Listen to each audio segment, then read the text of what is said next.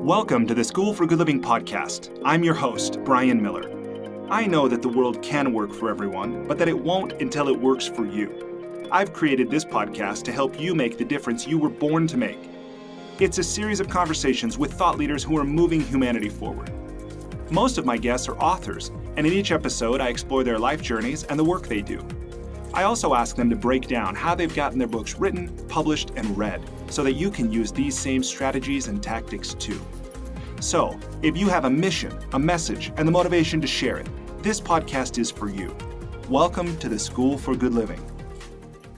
Hello, my friends. Welcome to the School for Good Living podcast. In this episode, I talk with Davidji. Davidji has taught more than 200,000 people how to meditate. He ran the Chopra University for a decade. And I first met him when I attended Hay House's I Can Do It Summit in Seattle a couple years ago. Spent a half day in a workshop he led. Loved what I heard, his perspectives on mindfulness and meditation. He really does demystify so many of these things that seem so esoteric. He's written 3 books, Secrets of Meditation. Guy who's written a book about the secrets of meditation, no surprise, he demystifies it. It's a Nautilus award-winning book. I highly recommend. He's also written a book called Destressifying, where he takes out a lot of the mystical or religious associations of mindfulness and makes it very, very practical in settings like schools or universities or workplaces, and law enforcement and military as well. Great book. And then his most recent book is one called Sacred Powers. And I really love what he says in Sacred Powers. And I think you'll enjoy this episode hearing the journey of transformation that he experienced as he was working on Wallstreet, doing mergers and acquisitions, wearing a suit and tie every day.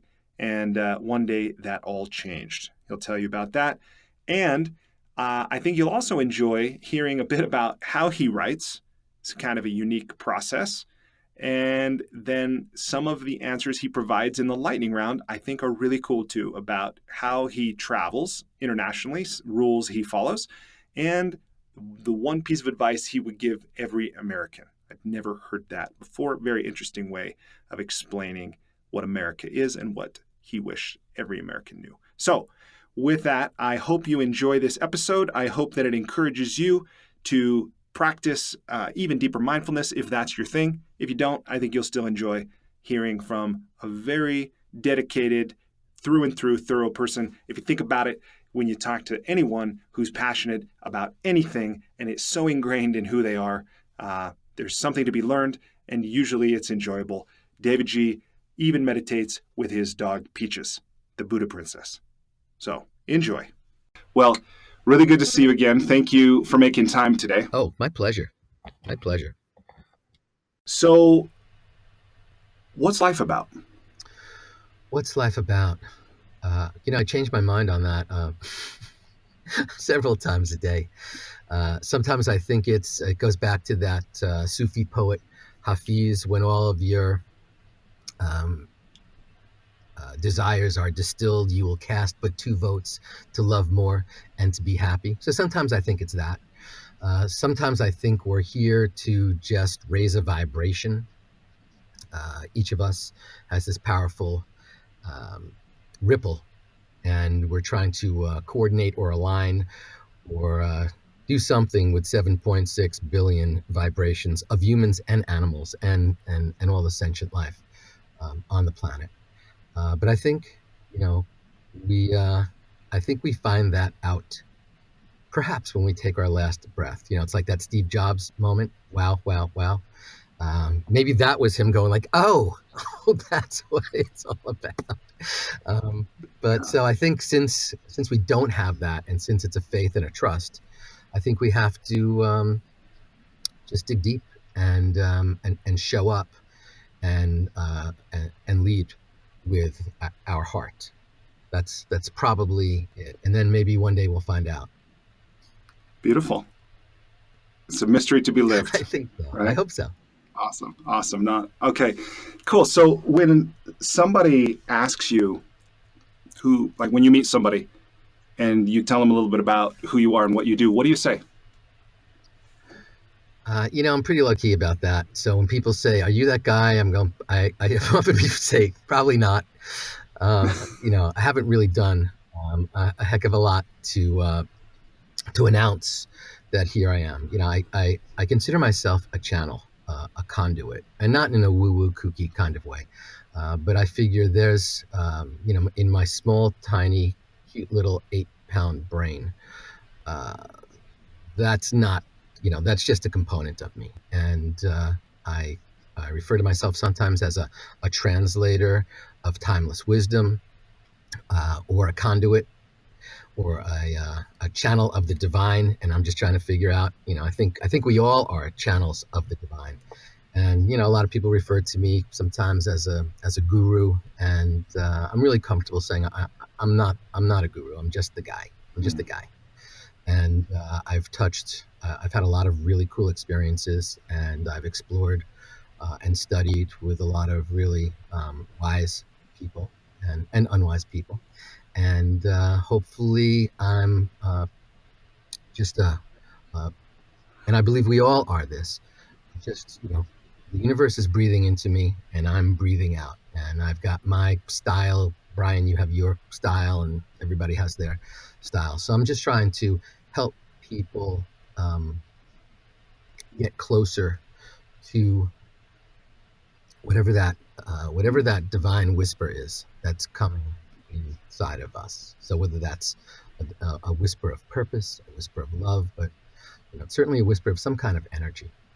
And so, and yeah, we're clothed in all this, in all these 21st century, whatever, strangleholds, as well as this flesh casing. Yeah. So we're all just doing our best. As Ram Dass says, we're all just walking each other home. So I'm just somebody helping somebody get home. Love that.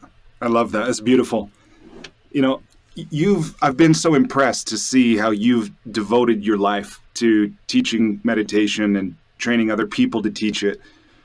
And I know that from the first time I met you, I didn't know who you were until I attended the Hay House I Can Do It Summit in Seattle a couple years back. I spent, I think it was a morning session with you, a few hours, where we were able to go a little bit deeper than just somebody giving a keynote. And you shared a story that you shared again in Sacred Powers about an experience you had after 9/11. And what I loved in Sacred Powers is you went deeper into that story than I had heard it before. And I think of that perhaps as maybe your origin story. If you were a superhero, this, I think, is maybe your origin story. And I wonder if you'd be willing to share that story again for all our friends listening. Sure. It was certainly a powerful defining moment for me. And, in Sacred Powers, I referred to that as a butterfly moment. And I think we all have those, whether we're, sometimes we're just not paying attention. But this was one of those moments where I think God, the universe, the divine, whatever, was screaming to me, or like whacking me in the head with a 2x4 saying, pay attention. So, I worked in the World Trade Center for a while, and I was fortunate enough to leave that. I worked on the 82nd floor of Tower 2, and I was fortunate to leave that building about 6 months before 9/11, back in the day. And I also got the opportunity in the place where I then was working to be standing on the roof on 9/11, and from 20 blocks further uptown, and actually watch the towers collapse, and with my staff and with a bunch of people who I was working with. And that was probably the I would say, going back to like that is really the very, very first seed, because when I watched the first tower collapse, I couldn't really even understand it. I had been in total control of every thought that I had leading up to that moment, and just witnessing that, my brain couldn't wrap itself around it. I had watched, I'd looked at the World Trade Center, at the Twin Towers for years. Growing up, they were a part of everything, and it was really in that moment, watching that first tower collapse, with people in it who we all knew as we were watching this. it was such an extreme, like, how could this thing ever possibly even happen? I don't understand it. And for the very first time in my life, I was actually watching something that I couldn't understand. It was out of my ken, out of my zone, out of any aspect of understanding, and that had a powerful impact on, from that moment, how I thought about life and the world. And I was in a very very in a state of very very deep sorrow.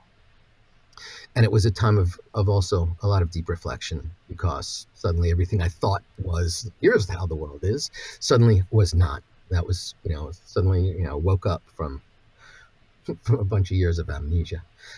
And so in the wake of 9/11, as I was, in the days and weeks, as I continued to walk through Manhattan on this one day, and it was just a couple of weeks afterwards, maybe 10 days afterwards. And I was walking in Soho, south of Houston Street in southern Manhattan.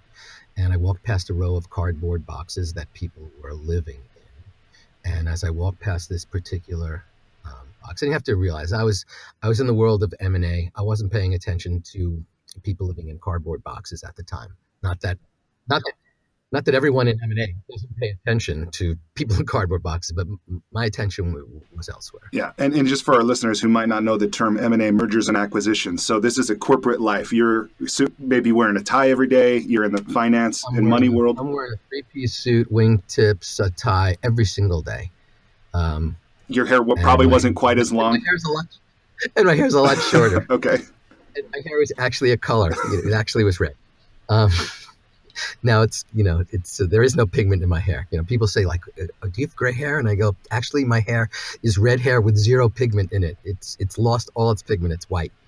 So yeah, I was working in finance. I was a mergers and acquisitions advisor, helping people, helping companies figure out how they should merge together. And for me, that was, I was coming to find that it was a soulless pursuit for me, because I wasn't really on the inside. I was just an advisor, and I wasn't feeling fulfilled. And it was really, I was, it was good money, but I was just working for the money. And how old are you at this time? Yeah. 30s? Yeah. And so you figure, you figure what you do when you're in your 30s, you're going to do for the rest of your life. And so this is, pretty much what I was going to do. And I figured, one day I'll die. I had started meditating many years before then, but dabbled in it on and off. It was an experimental Asian studies course in college. And there were 12 of us. We sat in a circle with our Zen master, who stood in the corner. We were instructed to raise our hands when we had a thought during the meditation. In his hands, he carried that 18-inch bamboo stick known as a keisaku. And when we raised our hands, he would come over and thwack us on the back. So I was like, really? This is meditation? So I only lasted in that school of meditation a couple of weeks. I found myself lying to my Zen master, like, no, I'm not having thoughts. It's okay. And then over the years, I dabbled in meditation because it always brought me calm. It always brought me a little bit of balance.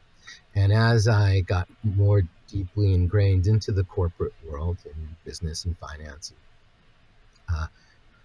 I suddenly realized that I had traded in my early morning meditation ritual for an early morning train ride to the World Trade Center. And I had traded in my evening ritual for a nice big glass of scotch. And like that, balance was gone from my life. That was like the one thing that I was aware of. Like, oh, I remember that thing. I used to do that meditation. And some of those meditation techniques I tried for years. Some I dabbled in for weeks, but, I kept going on and off and falling in and out of that. And that was really the only correlation that I could come up with. I no longer meditate and I no longer have balance. And so I was feeling unfulfilled. I was feeling relatively empty in my job. And after 9/11, I couldn't understand anything. I couldn't figure anything out. I couldn't really, is this what I'm going to do for the rest of my life? Why am I here? All those questions, that we started talking about. What's the meaning of life? Yep. Is life. And as I'm walking past this row of cardboard boxes that people are living in, I walk past this one box and a hand reaches out, grabs my pant leg, and just holds on. And normally I would have just like shaken it off or kept moving, or, it's New York. And I just stopped and really leaned in. And this guy peered up at me, and he was, pretty much, covered in soot, dirty, craggy, clearly had not bathed in a while. But he had these gorgeous, magnificent, really like cerulean blue, crystalline eyes. And we like gazed into each other's eyes, and we locked eyes. And, he, one of the first things he did was grab my pant leg. And in that moment, everything stopped. And I've lived in New York, but I had lived in New York, pretty much my whole life up until that moment. And suddenly, no sounds of traffic, no other people on the street, no planes overhead. There's nothing happening. There's total silence. It's deeper than silence. And I was aware that the two of us were like the only individuals in existence in that moment. I had no peripheral vision. There was nothing. It was that moment. It was a holy moment. And, he first said to me, so what's going to be on your tombstone? And I was like, I gasped at it. I couldn't even, suddenly it's like, poof, it hit me so deeply, because here I was, walking around purposeless, not thinking about what is my purpose or what is my meaning. And this voice asks me probably the most profound question, right up until you asked me a few minutes ago. Big question. And I froze. There was nothing coming out of me. It was, and I figured, this is just a guy who wants some money. So I reached into my pocket, and he actually like pinned my hand against my pocket, and he said, "It's not about the money." And I was like, "What?" I couldn't, a person in a cardboard box, and you're reaching to give the money, and that's not what it's about. And he said, "The answer's in the stars." And, then he encouraged me to, this felt like it was 100 years, probably just a few minutes, but there was no time, there was no space. It was his eyes and these questions and these statements coming into me. And he encouraged me to go find my sacred powers. And I was like, and at a certain point, then suddenly everything whoosh, came back, and the traffic was there and the people were there and he was there and the box was there. And I pulled out the bills almost on autopilot, dropped them, and then like picked them up to hand them to him. And he was gone. He had slunk back into that little box. And it didn't follow the pattern of someone who's asking for a handout. It didn't follow. Nothing was normal about this. So I like peeked the bills into the curtain. It was a blanket or a towel that was like the door. And then I started to keep walking, and then suddenly I had no strength. I had no strength in my legs. I was dripping sweat. I was hyperventilating. I sat down maybe 25 feet away on the stairs of an apartment building, and just replayed that conversation that probably had been about, 3 minutes, with a lot of long, pregnant pauses between each word and each phrase. And I said nothing during that time. This was just like a monologue. And of course, I mentioned sacred cows. I could have chalked it up to just another day in kooky New York City. Big Apple. But it was still rippling through me so deeply, and it was just in the days and weeks after that my hair. I don't know if you ever saw that old TV show, The Munsters. Yep. Yvonne DiCarlo. She had like this white race. She had black hair with a white racing stripe down. Wow. That's what started happening. How long did it take for that to suddenly begin? Like started becoming white, and it was red, like ginger. Wow. Red. And copper. I was like a freckle-faced strawberry, they called me growing up, and suddenly, poof. And so, there were physiological, biological things happening to me as well. And, How long did it take for your hair to start changing after that? Oh, it was that week. It was basically immediate. That's amazing. Yeah, it was. Wow. Yeah, it was crazy. It was crazy, but that was just sort of like an outward sign. I was changing so deeply inside, and so there were like powerful shifts going on. Um, often, people often ask me, why are so many women involved in the world of spirituality and not so many men? And it's because one of my assessments is because women's physiology changes. They're very aware that there are shifts going on inside of them, whether that's premenopause or perimenopause or menopause or post. There's shifts that are physical and emotional going on, and they're happening in men at all. But it's been schooled out of us, to don't pay attention, just get back to work. Go strive and achieve. I think there's that vibe. But this was one of those moments where I was actually feeling physical shifts to my physiology, as well as deep questionings. And, as the great sage Popeye the Sailor Man said, that's all I can stands. I can't stands no more. And so suddenly, or you could say Roberta Duran, no mas. And so there was that moment where I was like, I'm not going to live my life one more day like this. And I'm going to explore like what the heck this guy was talking about. And was this God talking to me? I'm not haven't been particularly religious. Was this a divine, aha moment? Certainly a defining moment. And I just went off on my little eat, pray, love journey without the eating and the love, And what I think, one of the things I think is so amazing about this story is that your transformation coincided with a physical destruction. Like the buildings came down and the city was changed, and then you were affected by that. And, I think one of the things that I often say in my coaching is my experience, life works until it doesn't. Right. So in this case, it was like many people's lives kind of stopped working.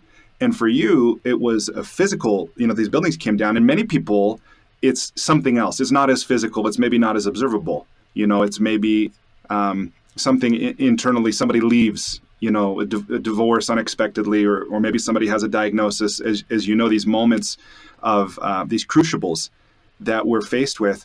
But one of the things I'm so impressed by with your story is how it inspires me to know that it is possible for us to transform.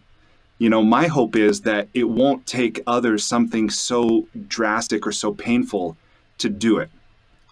Well, that's why, I often I often say to people, if I'm speaking to a group, you don't have to quit your job. You don't have to blow up your life. You don't have to head off to India in search of the guru. I've done that for you. I've done all that heavy lifting.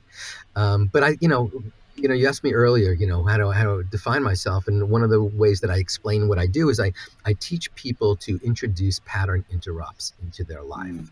And I believe that, science is proving that if we work on a project, or if we're stuck to our screen for more than 45 minutes, we would be much better served if we took a break at the 45-minute mark, even just to walk around the room or go to the bathroom, or jump around a little bit, just breathe there, and then come back. And I believe that we can change if we're having a challenging conversation with someone.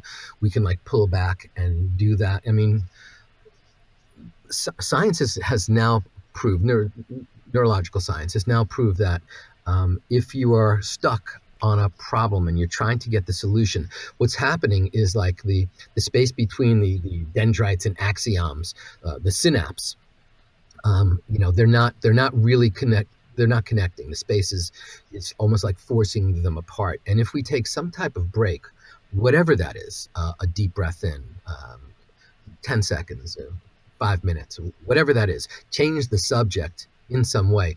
When they pull apart and come back together, there's a higher likelihood that they're going to come back together more connected, more aligned. And we can do that if we're watching a movie, and we're watching the movie, and then suddenly there's that guy on the screen, and it's like, oh, what's that actor's name? And it's like, oh, he's that guy who was in that thing. Oh, and we're getting further away from it. Suddenly it's like he was with that other actor, and what's his name? And suddenly you get like so lost, and then someone says, hey, you want some popcorn? And you're like, oh yeah, I love popcorn. Oh yeah, Harvey Keitel. And so. Yeah. So like suddenly just that pulling away allows us to be better problem solvers. It allows the brain to function at a higher level. And so for me, and for all of us. Yeah. And what I love about that, and I love that this is even, often the mystical can seem like inaccessible, and what I hear and what you're sharing is something so simple. It's really the principle there of non-doing. Right? Like the moment you stop trying, in some cases at least, and then it's like the answer arrives or the solution is evident, it's really beautiful. Right. And everyone, everyone on this planet has said, my computer's jammed up. Let me reboot. Like we so nonchalantly, oh, my phone's stuck. Let me turn it off and let me turn it on. And we don't do that, and we don't have, sometimes we do that, but we don't have that as like, oh, time for a reboot. Yeah. Oh, time for a reboot. Oh, we've, this conversation has gotten really nasty. Time for a reboot. Oh, but when we look at this concept of pattern interrupts, I believe a diagnosis. Your partner just says it's not working anymore. You're thinking you're doing really well at work, and suddenly, the feedback is, well, actually, maybe you're doing great, but everyone hates you. Suddenly it's that little piece of information that you suddenly get that, of course, can be a pattern interrupt. Nature does it through the seasons. They have these breaks. They're, it's not like summer, winter. There's actually like transition periods. There's like, no, there's going to be a thaw now, or there's going to be, suddenly there's going to, everything's going to freeze up. It's the crocuses popping through the frost. So I think that this concept of the pattern interrupt, no matter where we introduce it, happens on TV when they give you the commercials. We need it. We thrive from it because at the deepest level, in terms of who we are, we have, say 70,000 thoughts a day. According to the UCLA Neurolab, we have 70,000 thoughts a day. So that's like a thought every 1.2 seconds. And so the next thought comes in, then the next thought, then the next thought, then the next thought. And, what allows the next thought to be different than the one that just came into it? It's not like chromosomes where they just like replicate. And because there's a space between each thought. And maybe that's a millisecond, maybe it's a sliver. But if we can become aware of that space, if we can connect to that space, and I believe that space is who we truly are. We're not our thoughts. We're not our physical body. We have a physical body and we have thoughts, but we're not our physical body and we're not thoughts. We are the space between those thoughts. So if we can actually connect to that space, which is who we truly are at the deepest level, I don't know, you want to call it soul or spirit or essence, whatever that is. But we are that space. Just like if we took a deep breath in, if we just breathe normally right now, and we'd say, oh, I'm breathing in, and oh, I'm breathing out, we would suddenly become aware like, oh, but there's actually like a flicker of stillness between the inhale and the exhale and the exhale and the inhale. That space between there. Life is activity, and we're sort of like that stillness between all of that. And so anytime we can connect to that, that allows the next moment to possibly be a little more, to have greater potential. I think that's where creativity all comes from. It's not by having the same dialogue and the same conditioned flow of all of our actions or words or thoughts. It's suddenly that there's a space that we acknowledge or recognize, and that allows, they do it. You see it in baseball when the manager goes out to the mound, and it's a pattern interrupt. They're like, he's standing up there, they're talking. Who knows? We've seen all those movies where they're really just saying nothing. It's like, how you doing? Hey, what'd you do last night? A pattern interrupt. It's a break in the action. It happens in football when the coach tries to, freeze the kicker. Suddenly it's like, and there was a recent study, it's about 3 months old, with European football, soccer, where the penalty kickers, when you pull down, when you're taking a shot, you get a free shot, a free kick at the goal. For those of you who don't know soccer, come out of your cave, but Um, and so they've proved that, or at least they've revealed or discovered that those penalty kickers, the guy taking the penalty shot, Wow. if he waits at least 10 seconds, he has a higher scoring percentage. No matter who he is, no matter what's going on. If they just put it down and he's like really revved up and he's got all the adrenaline pumping and he just gets there and kicks it, lower scoring percentage than if he just takes that extra few seconds. And so that we know the pattern of we know the power of the pattern interrupt. And we don't access it because we're like caught up in the stream of like every single moment. We have to do, especially if you're a high achiever, especially if you're crushing it out there. You didn't learn to crush it by taking a break. That would be the loser's path. That would be the slacker's path. We've high achievers, and certainly people, would attribute their success between being really, really focused and keep leaning in hard and hard and hard and not taking that break. But those people probably have their own mechanisms for introducing pattern interrupts, so they can be more creative, so they can be more solution oriented, and so that they can really choose a different path. I like to, I'm a big TV watcher. I know it's lame, but I watch lots and lots of TV. I every quarter I change up my favorites that are on my cable. I'm old school on cable. I haven't cut the cord yet, but I want to suddenly introduce a whole new scenario of conversation and of things that I'm watching and things that I'm listening to. That's why I'll suddenly pick up a book that I would never read, and I'll just pick it up and read it just to go like, well, that was horrible, but it suddenly brought me into this thing, and now I'm in that space to come back to whatever I thought was relevant at that time. Yeah, awesome. No, I love that you help people interrupt themselves and elevate the quality of their life in doing so, and not waiting for life to interrupt them. And in Sacred Powers, this is something I see. So here's this pattern of so many tools and awarenesses that I think you help a reader gain or maybe see or experience for themselves. And I'm interested to know, first of all, with Secrets of Meditation, which I loved, how it's kind of a tour of the world's, meditation styles and a little smorgasbord almost.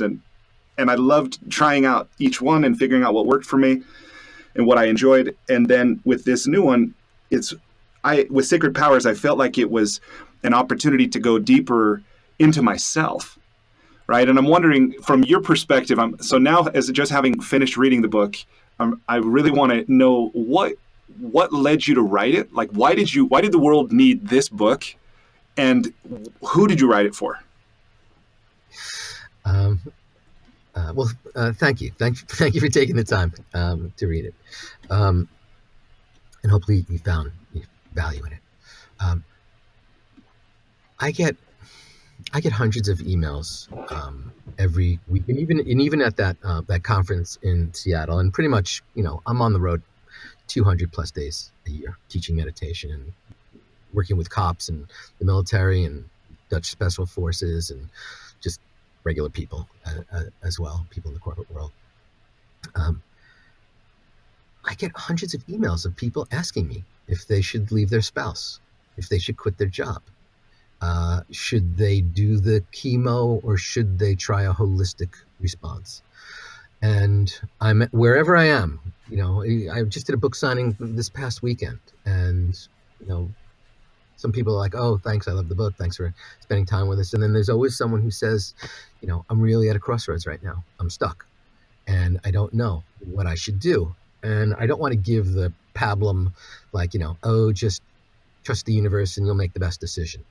And I certainly don't want to say, "Yeah, you should dump that loser," or quit that job where they don't respect you, because who am I to tell someone else? There's lots of jobs where people aren't respected and they thrive and they end up becoming the CEO of that company. So who am I to say, yes, now's the time to step away?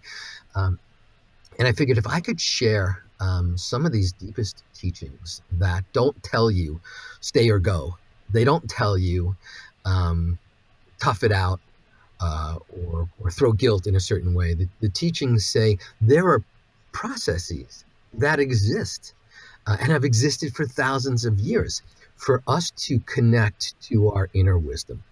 I believe that the answer to every question rests inside. I believe the answer to every question we could ever ask ourselves or be asked by another rests deeply inside of us. But we have to be able to access it.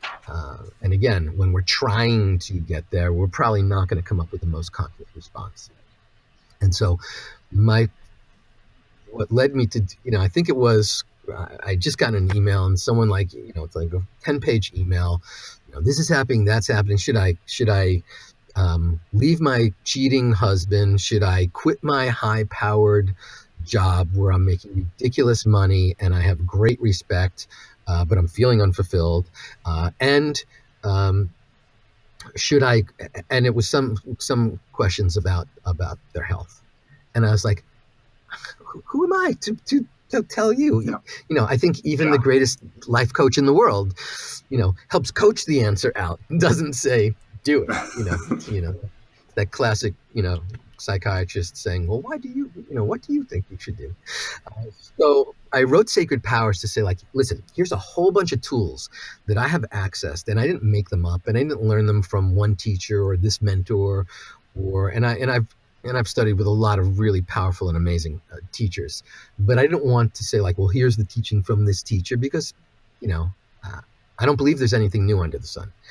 I believe it's just even Einstein said, energy cannot be created nor destroyed. It can only be changed from one form to the other. I mean, imagine the same exact energy that was on this planet in its creation is the exact same amount of energy that's here right now. Nothing's been lost and nothing's been gained. It's just constantly been transmuted into all these other aspects.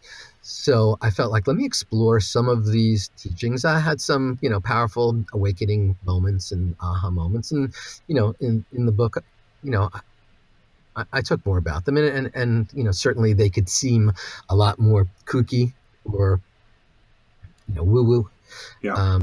But I think we all have. I've just had the opportunity. I've been a student of this stuff. So I wanted to find essentially a series of immutable laws of nature, laws of existence, laws of the universe that, exist in First Nation and Native American cultures, that existed in the Middle East 6,000, 7,000 years ago, that, existed in India, existed in China. And I started to see, an overlap in a few of these patterns. Yeah. And in terms of foundations for answering these deepest life questions. And, so there are certainly magnificent books about this stuff. I didn't write the first book, but I'm a translator. So this is a way for me to translate into what I felt was an accessible format for people, whether you're, whether you don't buy any of the cooked out stuff and you're really, an empiricist and you want to, flow your life with greater grace and greater ease or greater success and greater fulfillment, or whether you are, say, yeah, I believe in energy, and energy can be shared between people, and it doesn't mean it's, cooked out or something. Because, even though we're in the world, that's really why I wrote Secrets of Meditation, to demystify all this stuff. Because I think it can be seen as mystical, and that's cool and sexy, but the reality is it's real. And, look no further than Einstein. Einstein's talking about, and Einstein referred to this stuff as, spooky energy at a distance, so if Einstein could even have that, those kinds of aha moments, I figure I'm in good company. So I try to really, what would be the tools that I would give you if you said, I'm struggling in this aspect of my life, or I'm at a crossroads in my life, or I'm at a fork in the road. What do I pick? A or B, left or right? So I figured rather than me ever answering that question ever again.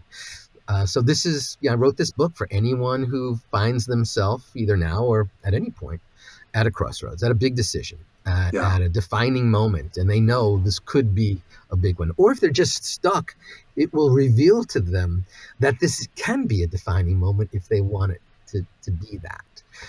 So that's why I filled it with different exercises. And, someone said to me that, they were reading a particular chapter and they'd never explored their life so deeply, you know, going deep. And I said, well, that the beauty of it is that, this wasn't necessarily with another person. This was you and your deepest self-reflections, really asking those questions. How did I get here? How am I going to get to the next level? Is what brought me to this space in my life going to be the same skill sets and tools and mindset that's going to take me to that next level where I want to be? And I believe that we can blow up ourselves. I like to use the hashtag Yeah. BSU, blow stuff up. Um, and a lot of people think no, that's Ball State University. But it's just like blow stuff up. Nature abhors a vacuum. Aristotle said that, so blow stuff up, create some void and, let go of some stuff and let's see what rushes in. And so that's really why I wrote this, to give people an inspiration, an opportunity to trust themselves, to access that eternal pool of answers and energy and wisdom that rests inside, without having to fall into some religious realm or, it's basically a very secular book. It's trusting you and whatever you believe you're here for, whatever your higher power is. And I think that's what works so well about the book. It did for me, is that it's not asking me to throw away or set aside. I mean, even though you're saying you encourage people to blow stuff up, really what I see is this opportunity to look within and to be honest with myself. And if I like what I find or it's working for me, then great, I stay with it. And if maybe something's missing or something more is available, that is available as well.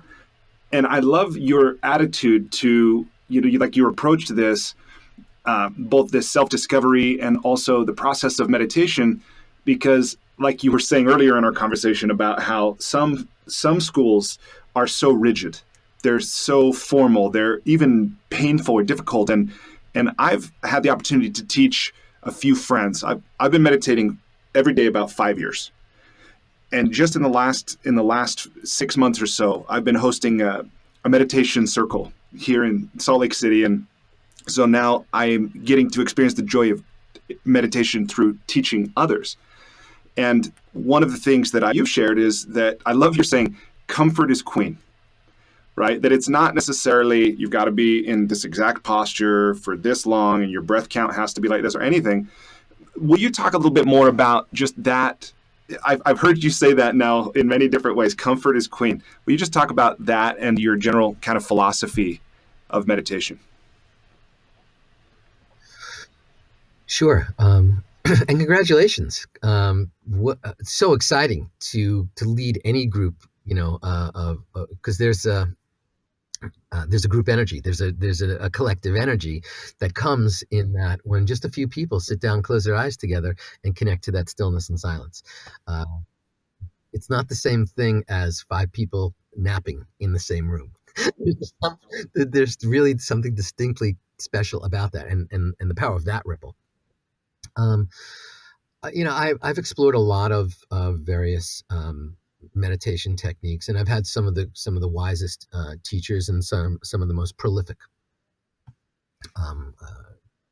authors and teachers and mentors, and pretty much all of them have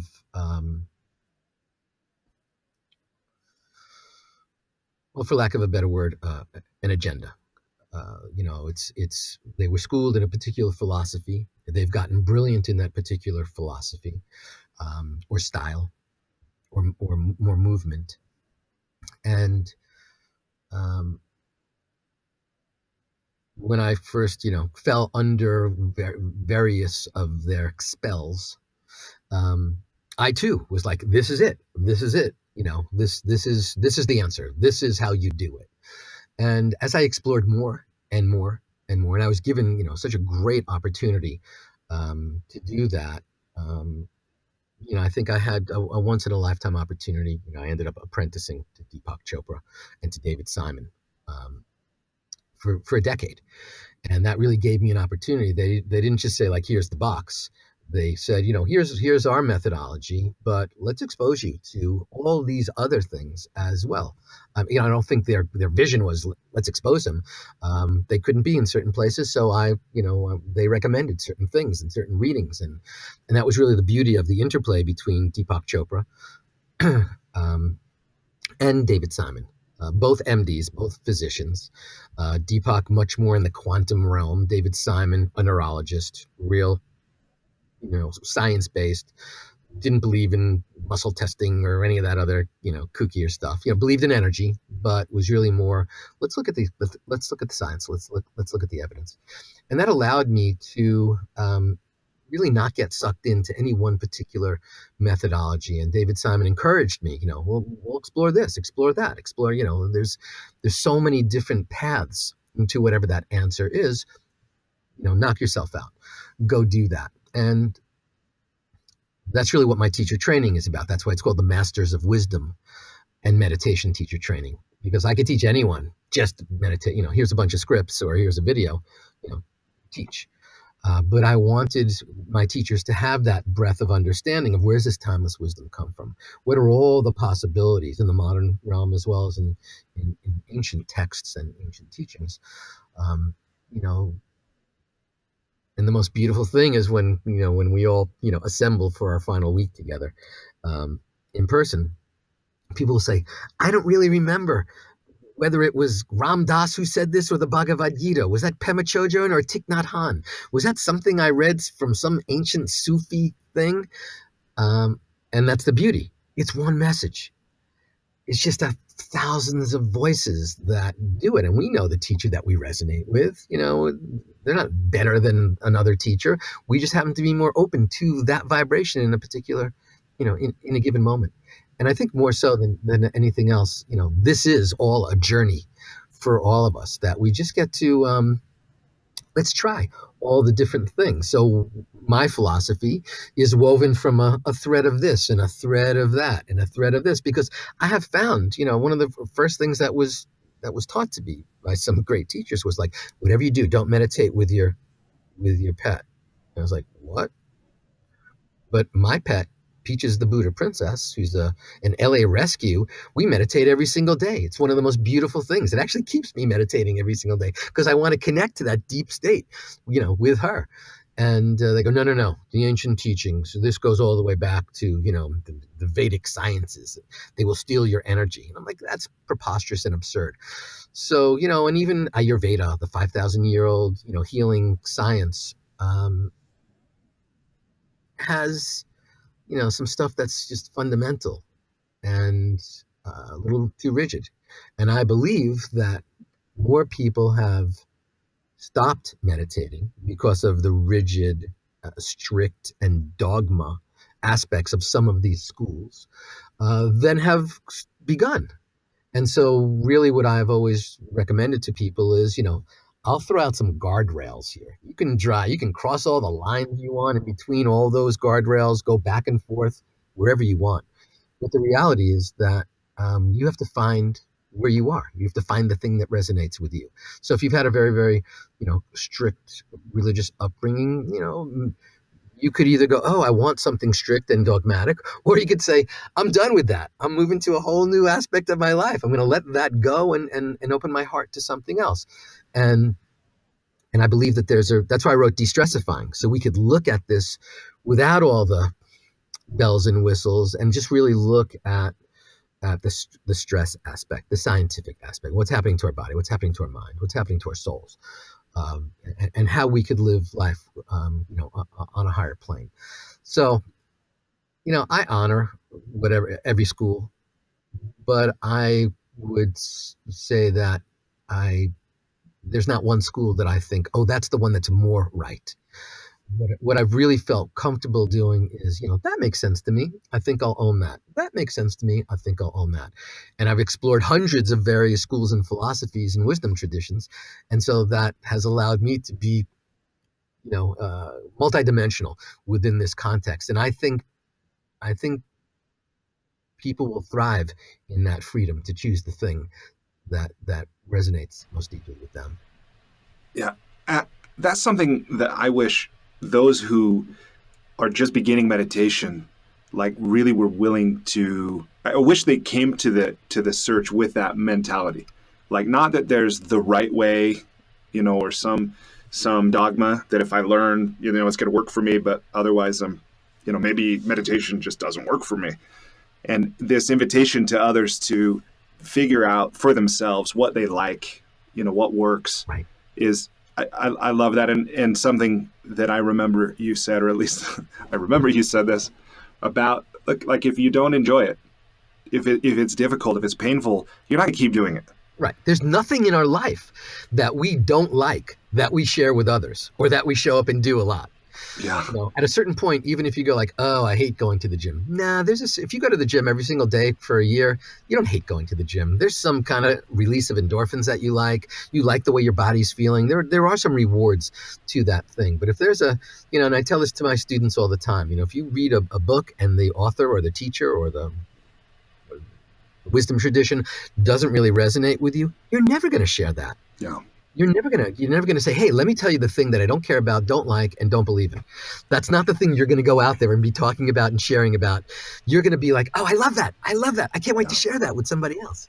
And that's where, and so, look at your own life. Start meditating, say 5 years ago, really consistently. And then at a certain point, I know this, and we haven't discussed this, but at a certain point, I know something shifted inside of you and you said, oh, I have to share this with other people. How do I do that? Yeah. And that was a thing that, like, it was such a deep resonance that you couldn't stop. You couldn't not. It wasn't like you were saying, how can I get a bunch of people in a room and meditate? You were like, how can I collect people that I can share the power, the beauty, the magnificence of this thing that I've discovered? Yeah, absolutely. And having seen, just in conversations with friends and people I meet that, when I ask, this is my casual conversation, what's life about? Do you meditate? What are you reading? These things. And when I find many people who say, well, I tried meditating, but again, like it just doesn't work for me, or, I quit. And one of the things that you said that I've applied is this idea of, just increasing your practice 1 minute a week, where I think a lot of people that go, I'm going to do it 30 minutes every day, like from not having done it. And that lasts like 3 days or maybe 2 weeks. And then it's like, it's totally not realistic. So your practical approach to making it enjoyable, making it, having compassion for yourself, I think is what it really comes down to, even if people don't see it that way. It's beautiful. So Yeah. Well, I think, Sorry. I want to just switch gears a little bit. And speaking of pattern interrupts and recognizing we've got just about an hour left. And I still want to get to the book writing stuff, and I want to get through just a few lightning questions. So let me put those here now. And the idea with these, of course, you can answer as long as you want. I've written them in a way that I hope they can be answered in a sentence. Okay, you can take whatever you want. So, please complete the following sentence.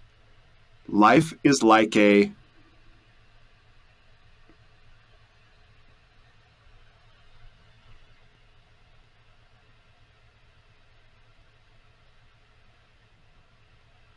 ocean. What do you wish you were better at?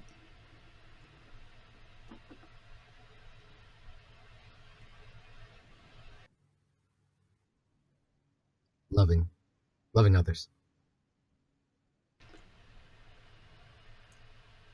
If you were required every day for the rest of your life to wear a t-shirt with a slogan on it, or a phrase, or a saying, or a quip, what would it say?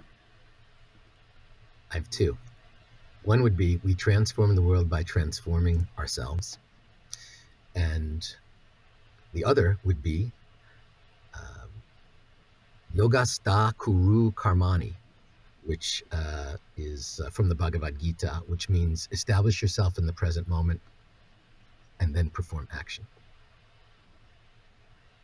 Beautiful. Maybe front and back. What book, other than your own, have you gifted most often? Oh, the Bhagavad Gita. The Bhagavad Gita, ancient text, Emerson read it every day. Thoreau read it every single day. Gandhi read it every single day. Einstein read it every single day. It's sort of like one of those magical. You can view it as like the perfect story that encompasses all the different aspects of life, whether that's love, service, birth, death, karma, dharma, all that stuff. So I think I've given probably about 500 of those away. Any particular translation? Yes, Eknath Iswaran, Eknath Eswaren. It's romantic, it's poetic, it's spot on. It doesn't feel like you're reading something that's 1,000 years old. Beautiful. Beautiful. So you travel, as you said earlier, you travel a lot. What's one travel hack, something you do, or maybe something you bring with you when you travel to make your travel less painful or more enjoyable? I don't check bags anymore. No matter how long I'm staying, no matter what I'm doing, I only do a carry-on. And yes, that limits what, I can't obviously bring a machete or a large bottle of hair conditioner. But I don't ever miss a flight because of a luggage issue on a connection. Your carry-on must have a lot of underwear in it.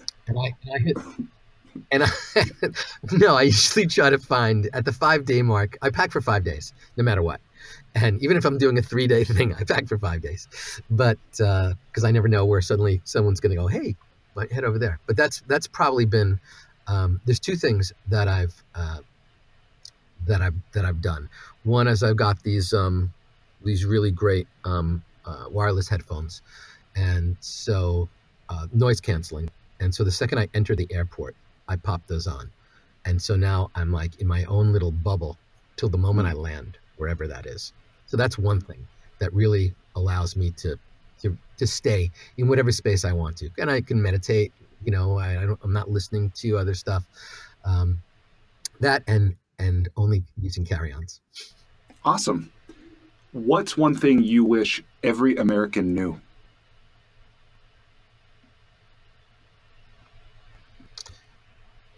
I wish every American knew the history of slavery in this country. I think, yes, I know we slaughtered the Indians. They were here first. But we made like a conscious choice as a country to grow up 150, 200 years ago with this concept that slavery was like normal, that it was okay. And so I think that pains me every day. That actually hurts my heart on a daily basis. And I wish that every American just like understood, like, how did that happen? And what did we do? And there's probably about 10 different histories and lots of different viewpoints and defensive and aggressive and all on it. But if you cut away all the melodrama from the conversation, it's a piece of our history that it was just like one word. We all grew up like, and there was slavery. Yeah. And then Lincoln freed the slaves. That's how most people learn about it. So I wish every American, I hope to always keep learning more and more about that, because I think that can really help us open our hearts to compassion. It can help us with the people that we live with in this country, and we can also not see ourselves as so imperious in certain situations. Are there any books or documentaries or museums or teachers that have been particularly impactful for you as you've learned about the history of slavery that you'd recommend to others?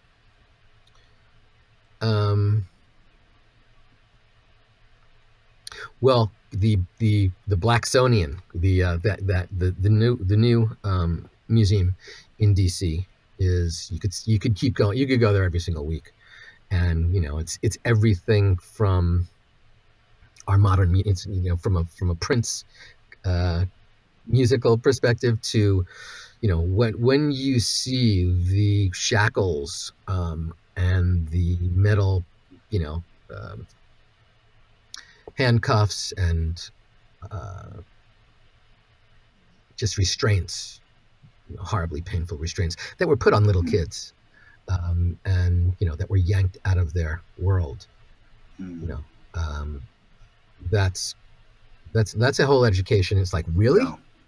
Really, my country did that? And it's not like I have this, like, I'm responsible. And I know that lineage is responsible for everything. We're all parts of history, forward and back. But I think just that level of awareness can just really can spark everyone on their own journey of self-reflection. Of I don't know. That's I wasn't even prepared to have that conversation. But I think wow, what a great thing if every American just started exploring that, because I don't think there's like one book like here's really what happened. I think we can all delve into that, and we live in a society, and I'm not pointing fingers at it, but we live in a male-dominated, paternalistic, militaristic, white, supremacist type of society, and being white, that's being male and being in positions of power and like all that stuff. It's a very, very heavy thing to understand that. By the way, there haven't really been maternalistic societies throughout the last 5,000 years that have existed with with female rulers and female, people of power. There's been the occasional, woman of power in that process. And I'm not, I have other missions that I'm trying to put out there. But that's the environment, that's how this country was founded. That's the fractal of this country. And I think just awareness. I think everything comes back to awareness. I don't want to tell anyone what they should think about anything. I would just like everyone to walk around a little more with eyes wide open on particular issues. I think the same thing, with I don't have wars against things. I have visions for things. So I'm not big on like a war against this or a war against that. My feeling is like there's something sparkling and magnificent over there. Let's all go, towards that. So, but I think dialogue is the key to all that. Maybe that's a whole nother interview.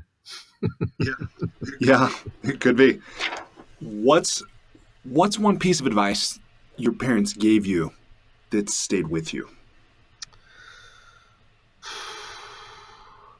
I was fairly rebellious, and I think I rejected every single thing that either of my parents ever said to me. But my mother died when I was relatively young, and she gave me a copy of James Joyce's Ulysses, and I hadn't read Joyce, prior to that.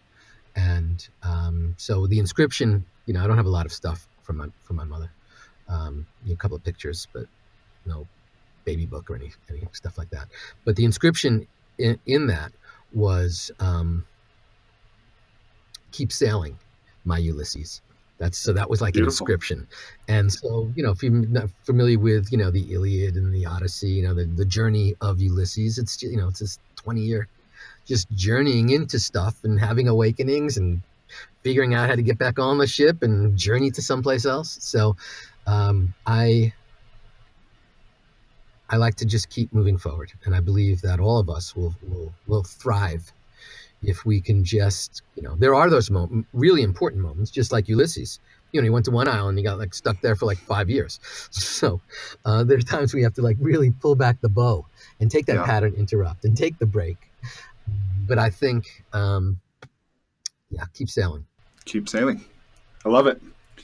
What's one thing you've done, you've either started doing or you stopped doing as you've gotten older in order to age well? Oh, in order to age well. There's tons of stuff I've stopped and started, but that hasn't necessarily led to any healthier aspect. I'm a real fan of looking at what we eat.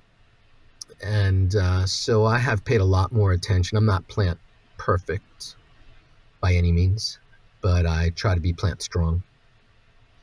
And so even if that's me compromising a value of being involved in eating an animal that's been tortured and killed, I make sure that there's a lot of vegetables, there's a lot of plants in every aspect of what I do.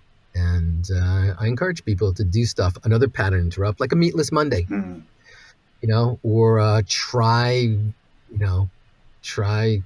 vegan ice cream, or something. Try coconut milk instead of dairy, something along those lines. I believe everyone should watch the movie Forks Over Knives. It's not like a scolding, finger wagging thing where someone's guilting you into not killing animals.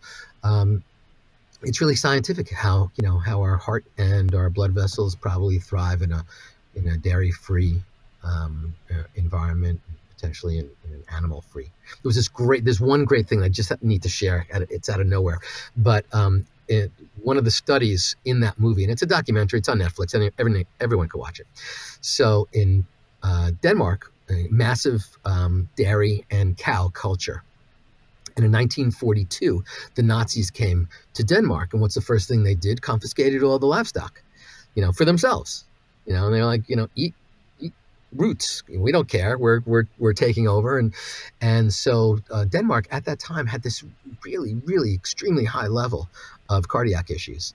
And in 1942, when you look at the chart, the cardiac issues had been going like this, and you look at the chart, 1942, they plummet down, and they stay that way for 3 years, where suddenly virtually no one's having any cardiac issues, no one's dying from any heart-related. And in 1945, the war ends. Poof, they get their cows, back, and boom, they're back as like one of the top cardiac death issue countries.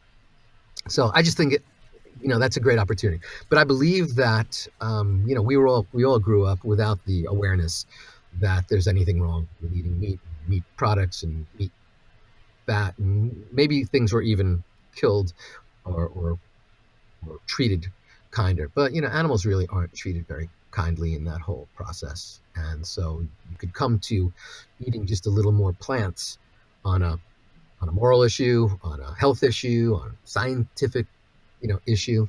And I bounce back and forth between all different. I was a vegetarian for 7 years. I didn't particularly feel any better. Then I became a paleo, and I felt great. Yeah, everybody's different. I became a vegan, and then now I'm, again, it's like meditation. You have to what resonates with you at a different time. But I think just awareness of just integrating more plants into your life can make a powerful shift. I know that wasn't a sentence; it's more like 10 paragraphs. We'll take it. It's a really long sentence, and it's a good one. It's funny how that theme of pattern interrupts keeps coming back, though, isn't it? Throughout. Cool. Okay, so you survived the lightning round. Congratulations. Although I might pop one or two up in between. Okay, please. I want to turn the conversation now to the process of writing itself. Yeah. And specifically, now knowing you've written multiple books, this could apply. You feel free to answer any of these questions for any or all of your books, or maybe more specifically, the most recent one. So let's start with Sacred Powers, and I'll ask about this book, saying was there a process, or was there a specific process or approach that you followed in order to get this manuscript done or to get this book published? Okay, so this is for writers out there. One of my mentors, Deepak Chopra, has, I think, over 85 books. So in terms of being prolific, I haven't even begun to write compared to something like that. And I think everyone needs to not be, I think we should be inspired by other people's habits and, their trajectory of their writing, but we should never be intimidated, because some people, wrote one book and it's the greatest book ever written, and other people write hundreds of books and they're all 50 Shades of Grey. So I didn't mean to take a slap at that. I'm just saying, I don't know that would be considered high-minded intellectual fodder. So I write every day, and I think if you want to write something, you should write every single day. And I write at least 3,000 words a day, which is about 10 pages, sometimes more, but always that. You figure 250 to 300 words, space and a half in Word. 10 pages is about 2,500 to 3,000 words a day. And so I write every day. I write no matter what's going on. I write about how I'm feeling about something in politics. I write how I feel about what's happening in an emotional conversation inside me, some incident that's happened. I'll write about, some things are fiction, some things are non-fiction. And when I say like fiction, I'll say like, well, what if, and I'll create some type of scenario, and then I'll just write about that. So I write no matter what. And I think that's the key. If you want to be a writer, or if you are a writer, write. Even when you travel, even when you're in different time zones, you've got different commitments.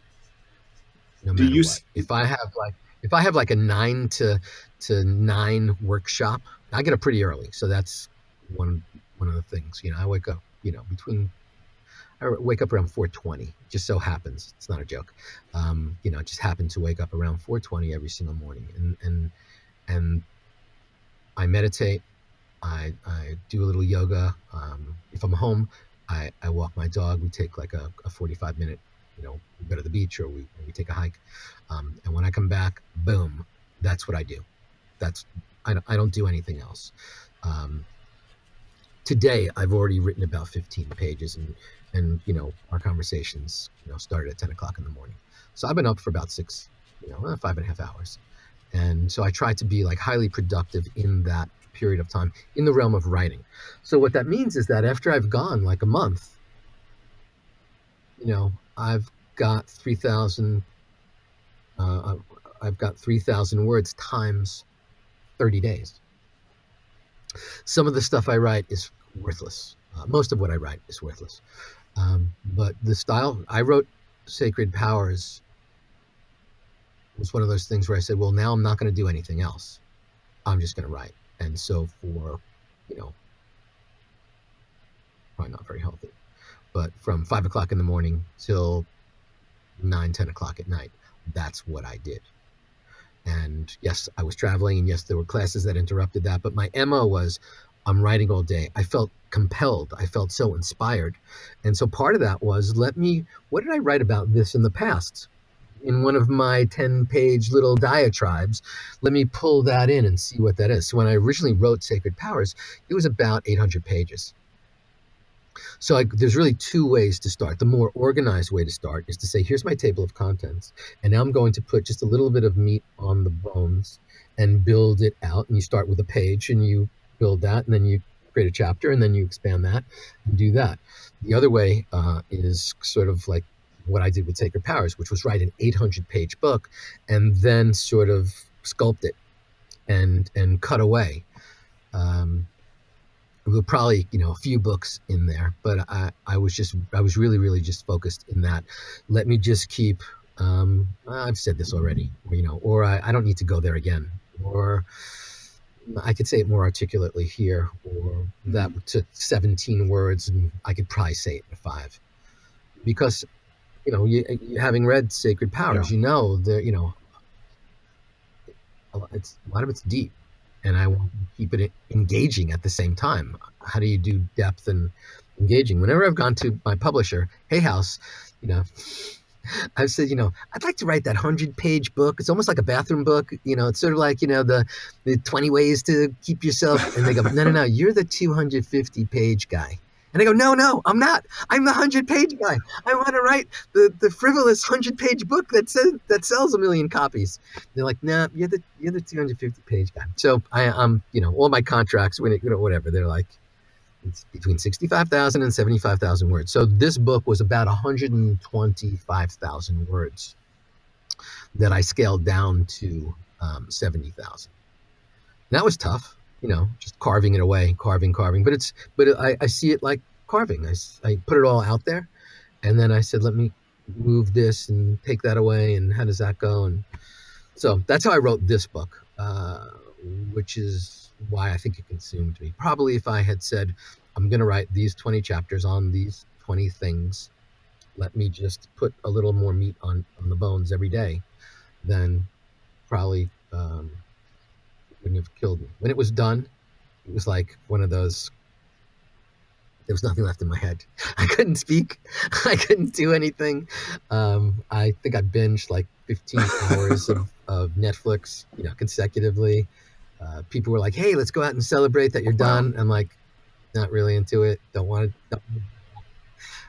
So probably took me about 3 weeks to recover. And I don't, not that, when I say recover, to rejuvenate. It took me 3 weeks to be able to form a sentence after that. And the funny thing was, meantime, it's all, everyone else who heard about it was like so excited to like, hey, let's talk about the book. Let's do it. And I'm like, I have nothing to say. It's there. And that's why it was really hard for me to start the interviews when the book, came out, because I hadn't really articulated.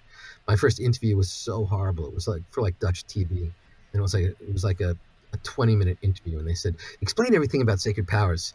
And so I began like explaining everything in like 8 minutes. And at like halfway into that interview, I was like, probably I should come up with some salient things to talk about, as opposed to explain the entire thing that took my soul in the process. So, I just poured my heart into it. I poured, I wasn't really thinking. It wasn't like, and I don't want to say, I just channeled the whole book like A Course in Miracles or anything like that.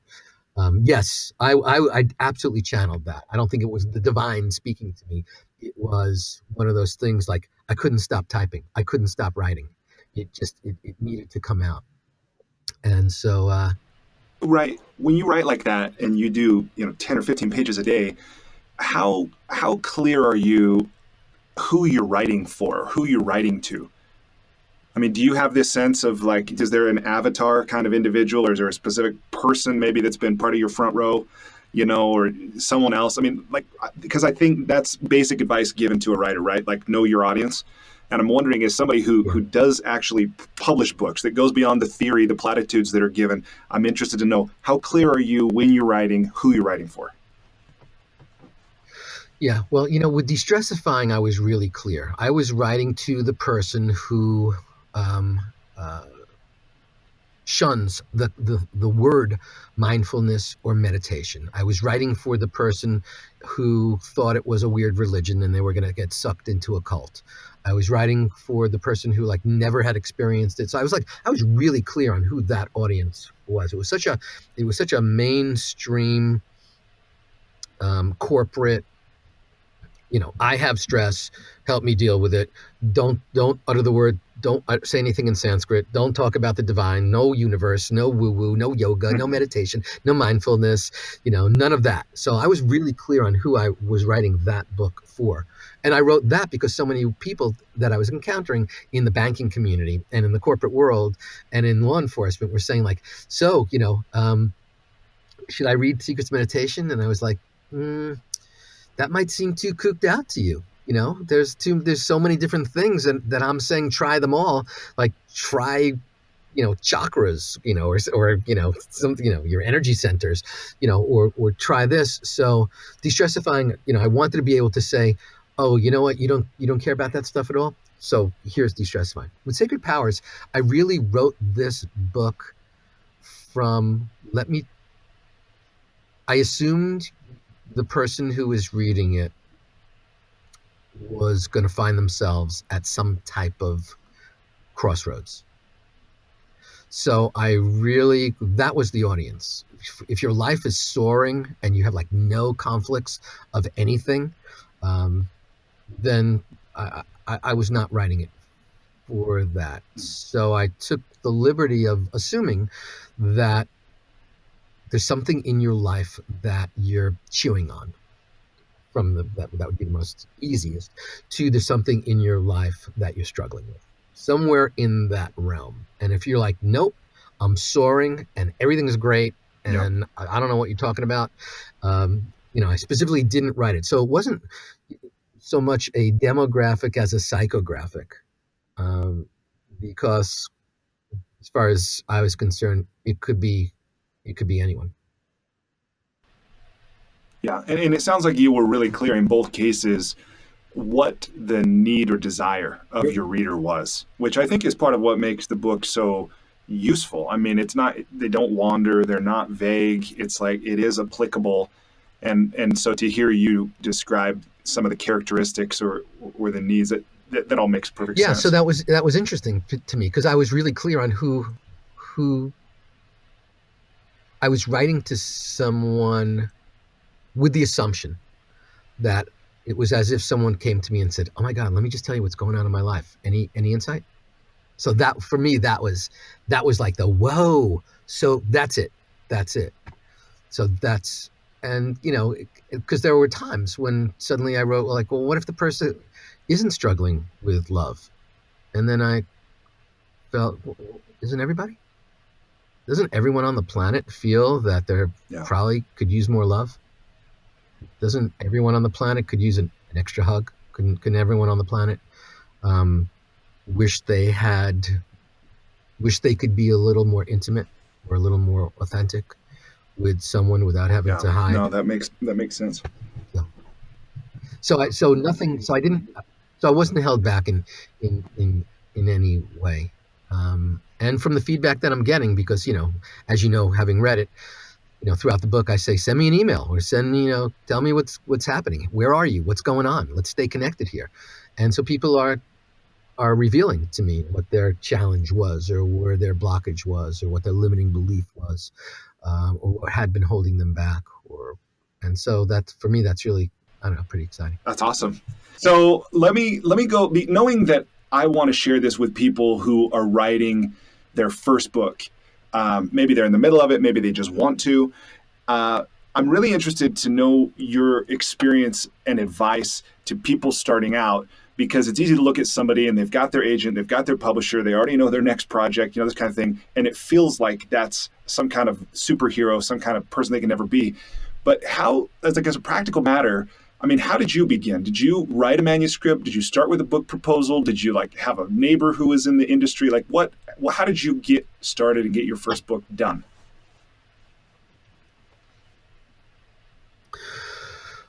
So I was working at the Chopra Center, and the Chopra Center had never published a book. And then David Simon said, let's create Chopra Center Press. And I was like, cool. And I was writing Secrets of Meditation while I was there.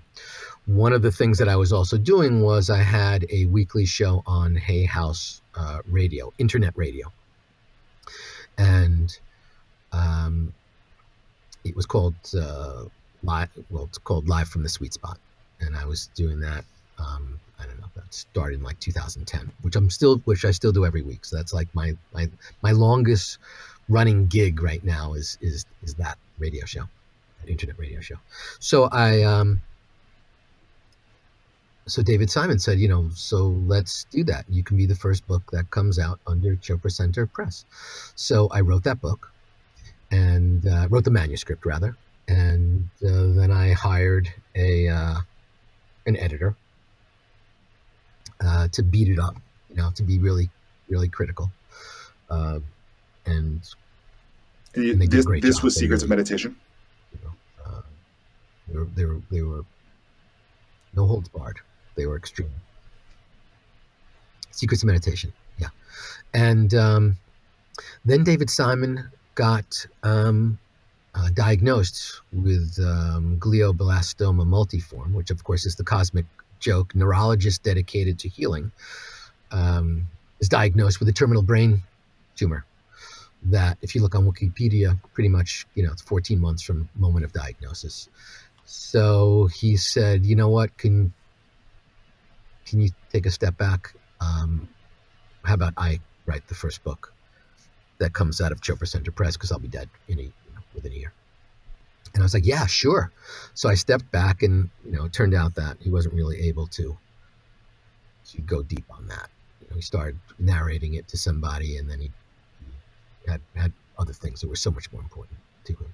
So, but during that period of time, I was coming into Hay House, which is in Carlsbad, at least it's West Coast division, and that's where Louise Hay was, and that's where Reed Tracy, CEO of Hay House, and Louise Hay watched me on my radio show through the glass one day, sitting on my radio show in the studio, and when I came out, she fell in love with peaches, and I figured I would ask the question. I was like, "Hey, would you be interested in publishing my book?" She goes, "What is it?" I said, "Secrets of Meditation." I said, "It's ready to go." And the book was ready to go. It had been edited. I was comfortable with it. The manuscript was really, perfect. And she said, "Yeah, let's do that." So it was, and I think one of the questions was, well, how big's your database, and will the Chopra Center promote it and stuff like that? Because that seems to be like a bar that new, it's like, all right, if you're going to, regardless of who the publisher is, they're going to say, well, how big's your reach? How many people are paying attention to you? What's your reach on social media? How big is your database? How many people do you touch, in a public or situation? I'm a fan of self-publishing, to tell you the truth. And I believe that if you're a writer, you should write every day, even if it's just one page, 250 to 300 words. And you should create on Facebook a private a page. On Facebook, you can always click on who's going to see these. Who can see it. And so there's a public, and there's a thing that says me only. So I think to get you in the sense that you're actually putting it on another platform outside of your laptop or your Word document, I say write a page on, write a daily blog every single day, because I'm a fan of journaling. I'm a fan of writing. I'm a fan of moving what's in here out of your head onto the paper, onto the computer. Move it, because that's how energy becomes revealed. From concept to reality. And so you could do that every single day. No one would even know it. And you just keep writing. And at a certain point, after you've written a daily or a weekly, but you've put it up there and only you can see it, at a certain point, you could say, you know what, maybe I'll start being seen. Maybe I'll let my blog, and you can just click it, who can see it, from just me to public. Right.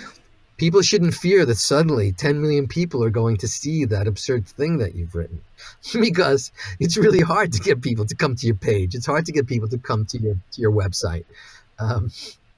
Just because it's public doesn't mean anyone's really paying attention. And so people shouldn't feel overwhelmed or scared by that. And you don't have to, but I would say, go a few months and then let one of those blogs, go live that you're proud of, or work on, continue to work on that. And I think that is something that can get you moving it out of your heart or your throat or your head onto the page or onto a piece of paper, and then really onto a social platform.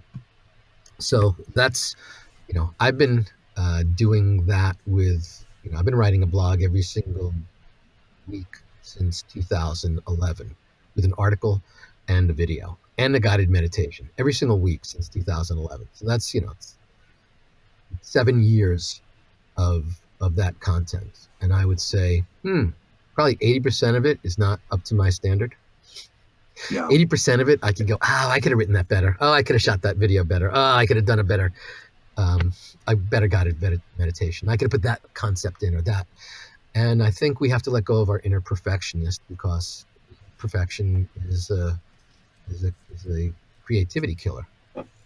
And I think that just write, and just keep writing. And then there might be something where you're like, let me let that one go. So I think that for me, I've been willing to, I'm pretty prolific in guided meditation. And when I listen back to them, I'm like, I can't believe I said that. And that could be something that was downloaded, 200,000 times. And I'm like, it's out there in the ether and it's killing me. But I have to let go of that. That was my best. That was my best in that moment. And I learned from that. And I'll try to be better. And I think it's the same thing with our writing. Let's get a little more nuanced. Less is more. Let's get a little less wordy. Let's get a little more exciting. Let's spark ideas and thought, and let's push people's boundaries, or let's tell a great story. Wherever you're coming from. I think that to do that, you have to keep writing and learning from it. Well, yeah, and I love in what you're saying that two things stand out to me. The first about how you were already serving others and associating with people like David Simon and Deepak Chopra who were involved in this effort, and the writing was really a complement or an extension of that. Where I think many people, just in my travels talking to people, many people want to write a book, yet it's not an outgrowth of what they're already doing. It's not an expression of some commitment they have or work they're already involved in. It's more of like an aspiration. And so to hear you tell how you got started, that's one of the things that stands out to me. It sounds like it's really natural. It was part of a natural flow because you had already put yourself in places where you were associating with others, and things just kind of unfolded. It's really beautiful. Well, I was teaching, and I was studying and teaching. At the time I was the dean of Chopra University.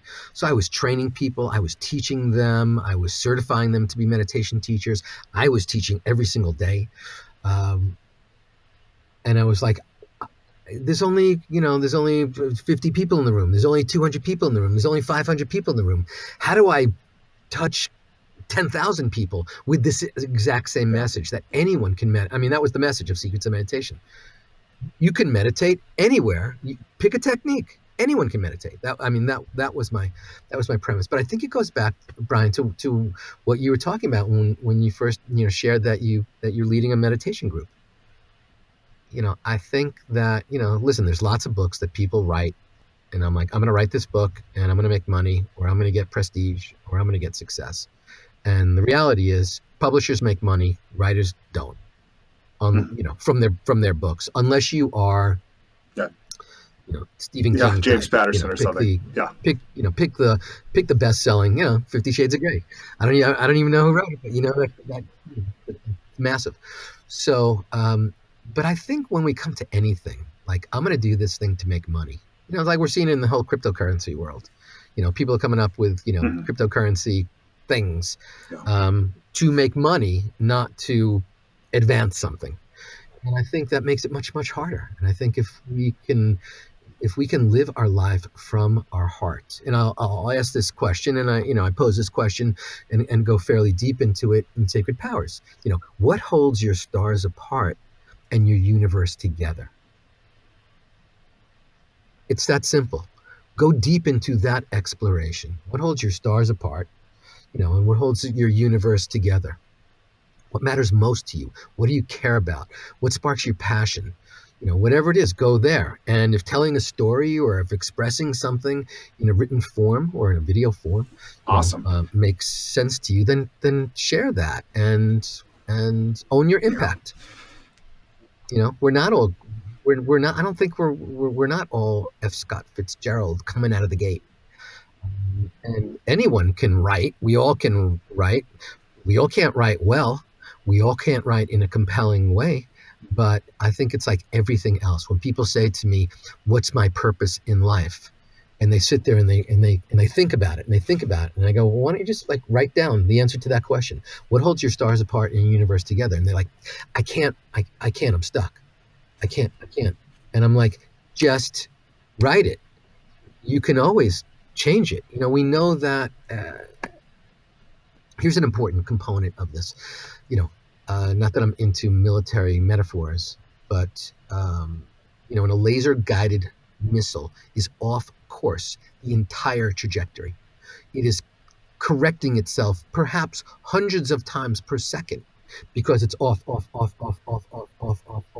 Only upon it's hitting the target, the moment it's launched and the moment it hits, it's on target.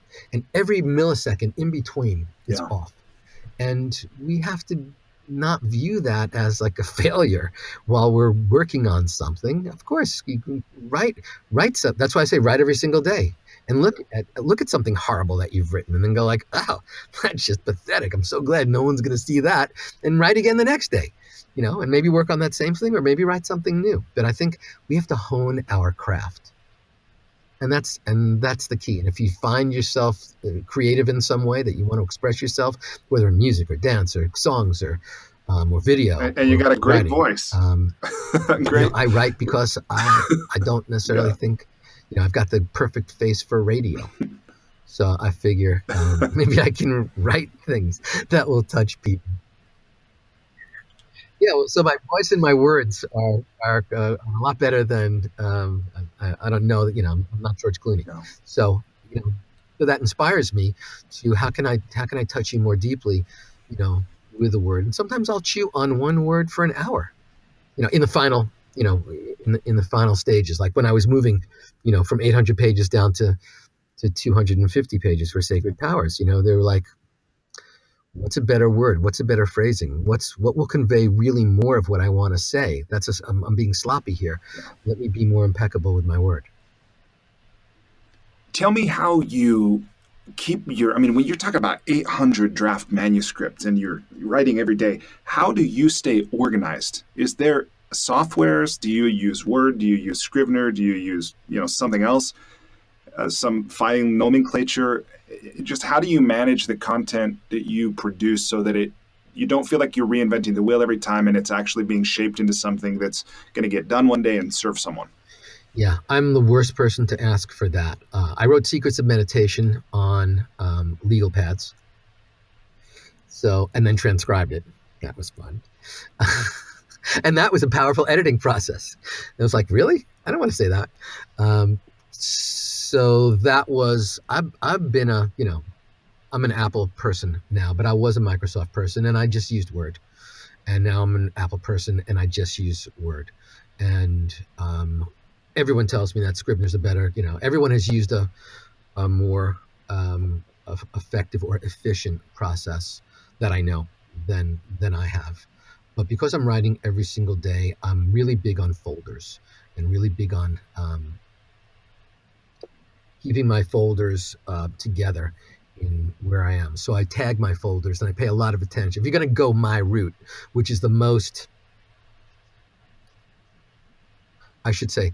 efficient of all the mechanisms and methodologies, because I don't use a writing software program, and most of my friends who write do. And so I'm a Word guy and I use a lot of folders. Okay. Tell me about how and when other people come into the process for you. Do you have people who help you with research? Obviously, an editor comes in sometime. Do you have like conceptual editors that you kick ideas around at a high level at the outset? Like what does your team look like from tip to tail of any given project? Well, again, I think maybe this will encourage people out there. I'm it. I'm the guy. So people ask me all the time, do I know a good ghostwriter? Like, no, it's not what I want to do. Like, because again, I'm not looking to write a book or publish a book. I'm looking to express myself at a very, very deep level. So if you ever see an article with a byline that has my name, I actually wrote that. And so that, most everyone I know uses ghostwriters in some way. But I don't, because I'm not trying to get books out there. I hope Hay House isn't listening to this, because I do want to get, if Hay House is listening, yes, I do want to get books out there. Every year I want to write another book. But, right now, I know I should be writing another book right now but I'm just writing.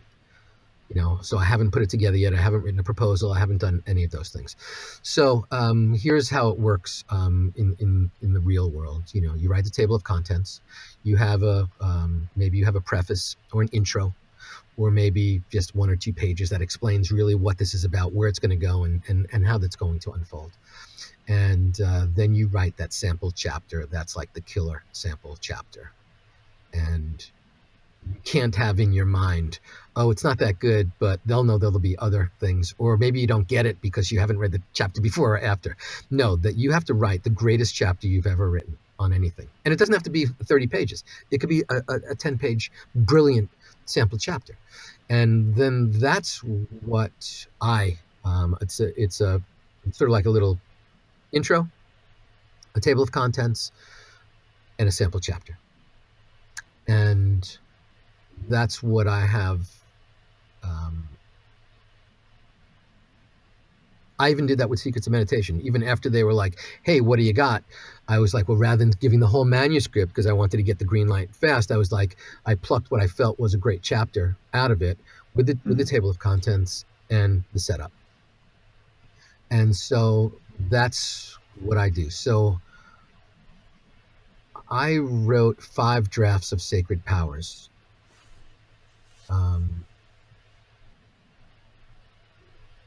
Before I let anyone else see it. So I wrote that first 800-page version. Then I probably, was knocking out about maybe like 75 pages every edit that I did to it. And I'm editing for content. I'm not, yes, I will stumble into where I spelled, collective with one L or something like that, but I'm really looking for flow. I'm looking for, there was a certain point where I was writing Sacred Powers and I said, oh, you know what? The book is brilliant. And on page 60, it takes a dip in intensity from like page 60 to page 70. Like, what am I doing there? Because I wanted to keep the reader engaged the full way. And I didn't want to say, oh, we're going to slack off here. So then I worked on those 10 pages. I don't know, perhaps for like 2 weeks, just those 10 pages, ultimately like distilling them down to like a page and a half, and then bridged it and then moved on. So I think before a lot of people, like, they write a book. I was just talking to a friend of mine. She's writing her first book, and she's like, when should I bring in the editor? And I go, how far are you? And she said, I've written a chapter. And I'm like, no, you need to write a book before you bring an editor in. Now, I will say that in Destressifying on page 170, I had a story about me teaching Marines the technique of 16 seconds in Camp Pendleton.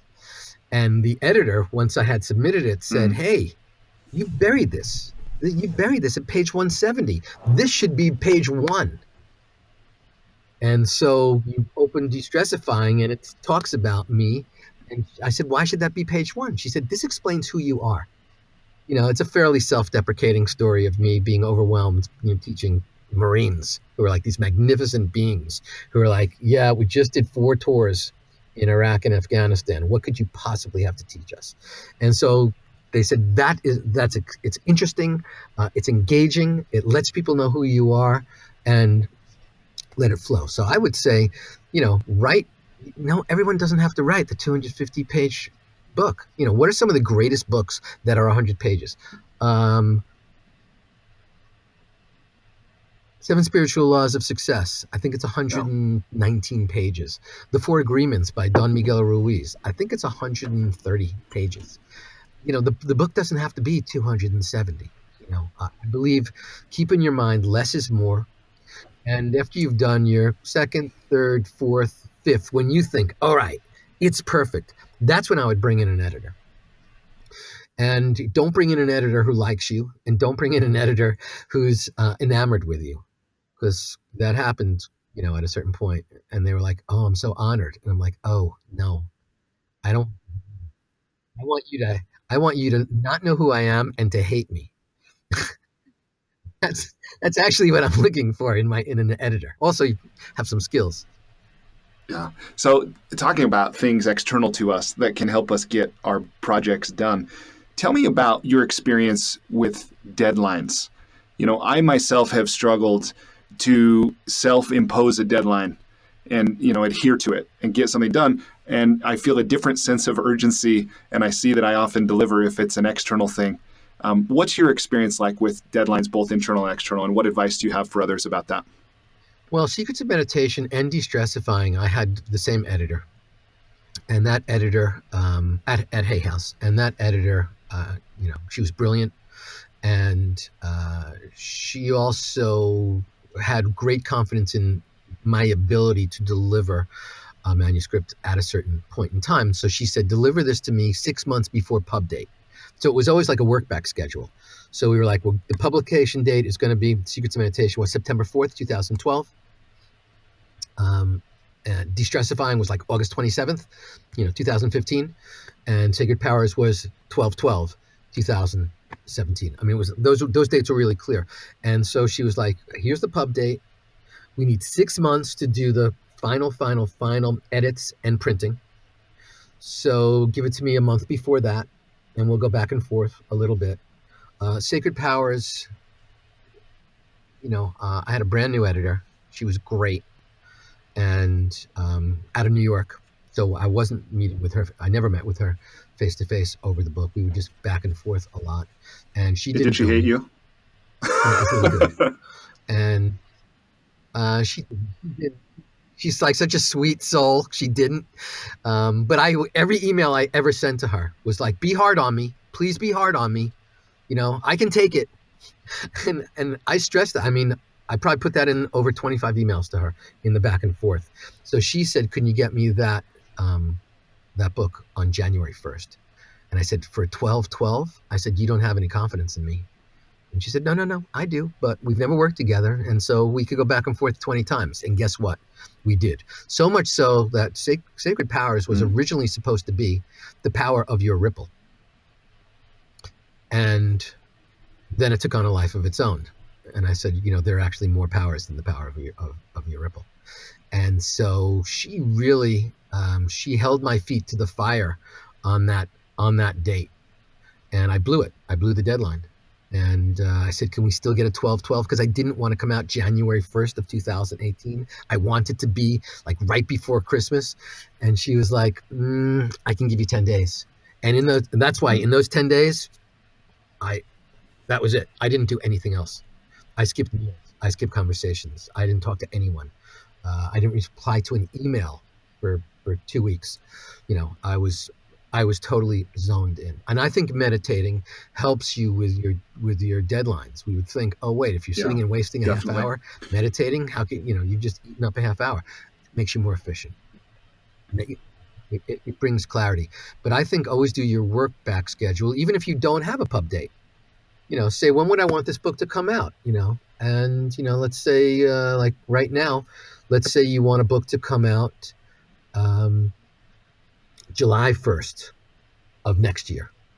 So you would probably need to get that book to whatever publisher by, say, September, October, November 1st, somewhere in that, to have the longest lead time, which means you need to be done with your fifth draft that you hand over to an editor to tear. So having targets working backwards.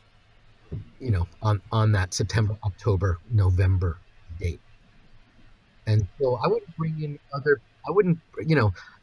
I think it's great to sit down and say, I'm thinking about this thing. I'm really, I don't think I've heard it. Ever listen to that podcast by the guys from the glasses company? Yep. Parker Warby Parker. Hey, you've heard of that sunglass company? Yeah. So they were trying to blow up the stranglehold that Luxottica had on the market with like a high end but affordable glasses. And three guys from Wharton, and they were just sitting trying to figure out how could they do this thing. And they went over 2,000 names for the company. And they just kept writing them down every single day, writing down names for the company, and using them on other people, asking other people about them, bouncing ideas off. And ultimately they came up with this name, which sounds like something, and it's actually two characters from two totally separate books or something like that, merged together. And you think, oh, it's these two high-minded, high-end sunglass guys. Anyway, I think that it's really healthy if you have someone to bounce these ideas off of. So my general manager, I said to her, I'm thinking about this book. And she said to me, okay, so what is it? So I showed her the table of contents. Now, of course, she loves me, so not the best person. But she was Yeah. like, I was like, make believe you're seeing this and you don't even know who the person is. So she was like, well, what about that? Or what about that? So I think it's important to have someone like that in your life in general, to help you with all sorts of stuff, especially with writing, though. So she, she helped me think about new concepts. But I like to keep my stuff really, really inside of me and allow Yeah. it to keep Yeah. percolating until it's not a control thing. It's just I don't think it's really uh, I don't think it'll help in the process.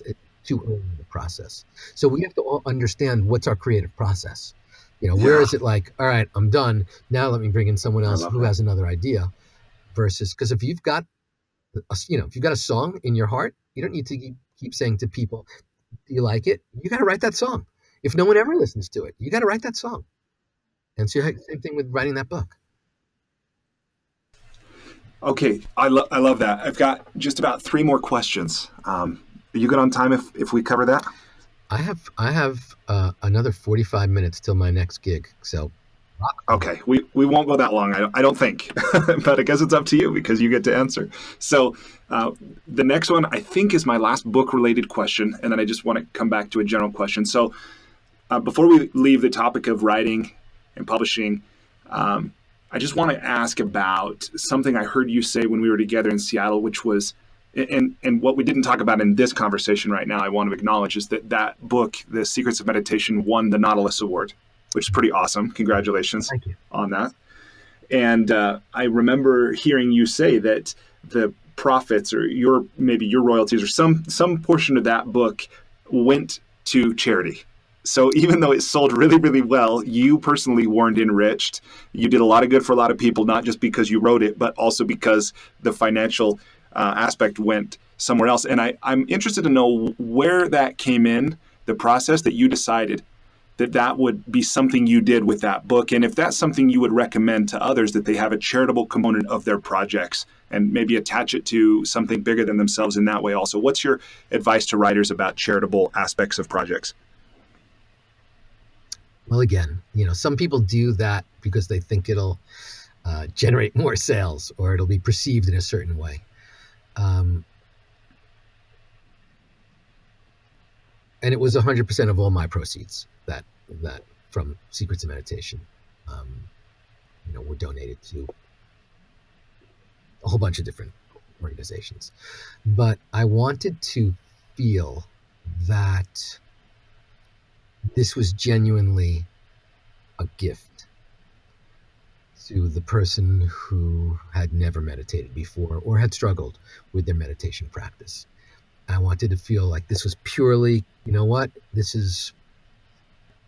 I want to give you a gift. Now, if you're giving a gift to someone, you don't give them a gift and go, well, it cost me approximately Yeah. $25. So what do you got? So for me, since I viewed the writing of that as a gift, I felt, now obviously I can't control what my publisher does. And I didn't ask them to do anything. They gave me the gift of it was one of those things where I was gifted so much generosity in the writing of that book and the creation and the publishing of that book that it felt better to let me just pass through. And I didn't know it. That book has done spectacularly, and even that. Then I wrote the revised Secrets of Meditation, and that book has done really well. And I never had any expectation other than, well, I need to share this to more than the 500 people who are in the room on a regular basis. So so that just felt right. That just felt really, really comfortable. Now, of course, I didn't put it prominently enough. So I'm thinking maybe 15% of the people who even read that book even saw that it was on the inside, on the inside cover, that all proceeds go, because I think most people don't read that page. Just like my first CD I created out of out of all sustainable materials. but didn't mention it to anyone. All recycled and recyclable. So it's like I spent like an extra $1 a CD, and I was like, oh, I forgot to put it on the CD that this is. So I'm not really good at virtue signaling. I probably should get better at it, since that's like the name of the game. But I think that, I think if something, if you have a passion project, what better way to fund it? I still got to choose where I wanted to fund. So I got to fund, women's breast cancer research, and I got to fund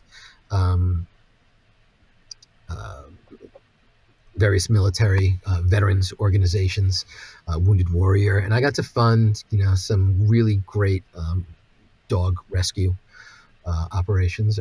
And then people would say to me, I'm running in the Dana-Farber race in St. Louis. Can you fund me? And I was like, sure, here's $500. And someone was running in this, and someone was running in that, and someone was doing something. And I felt like these are people who I admire or are friends of mine, and they're doing something. Yeah. So that was my way of stepping up. So a lot of that money went to other people's GoFundMes that were supporting other charities. It was all charity, it was a charity that spoke to me.